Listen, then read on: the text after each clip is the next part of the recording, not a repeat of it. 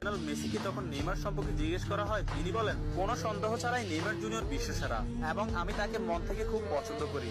এবং Argentine midfielder Rodrigo De Paul বলেছেন, যারা নেইমার জুনিয়রকে ভালোবাসে না তারা ফুটবলই বোঝে না। ফ্রান্সের বিশ্বকাপ জয়ী কিলিয়ান এমবাপ্পে বলেছেন, নেইমার শুধু ফুটবলের রাজা নয়, মহারাজাও বটে।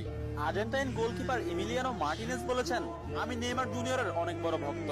আর্জেন্টাইন বিশ্বকাপ জয়ী তারকা ডিয়েগো ম্যারাডোনা বলেছেন, আগামী 10 বছরে 10 জন মেসি আসবে, কিন্তু আগামী 10,000 বছরেও একজন নেইমার আসবে না। হল্যান্ড ও বার্সেলোনা স্ট্রাইকার রবার্ট লেভানডস্কি বলেছেন, নেইমারের মতো ফুটবলার জন্ম নিতে হলে আপনাকে 100 বছর অপেক্ষা করতে হবে। তাছাড়া ইংল্যান্ডের প্রিন্স ডেভিড বেকহাম বলেছেন, আজ পর্যন্ত এমন কোন ফুটবলার আমি দেখিনি যার ভেতর নেইমারের মতো ফুটবল আইকিউ আছে, এবং ফুটবলের ক্ষেত্রে কেউই নেইমারের লেভেলের নয়, সে দুর্দান্ত। এবং আর্জেন্টাইন বিশ্বকাপ জয়ী তারকা অ্যানহেল ডি মারিয়া বলেছেন, নেইমারের সাথে যে কোনো প্লেয়ারের তুলনা করা অপরাধ। ফ্রান্সের বিশ্বকাপ জয়ী তারকা কারিম বেনজেমা বলেছেন, যারা নেইমারকে নিয়ে সমালোচনা করেন তারা ফুটবল বোঝেন না।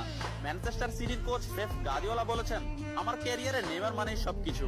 আমি মাঝে মধ্যে নেইমারের খেলা দেখে আমার দলের উপর সেটা বিস্তার করি। এবং স্পেনের বিশ্বকাপ জয়ী তারকা জেরার্ড পিকে বলেছেন, নেইমার ইতিহাসের সেরা খেলোয়াড়। অন্যদিকে লা লিগা সভাপতি তাবাস বলেছেন, নেইমার লা লিগার সম্পদ। এক সাংবাদিক ব্রাজিলের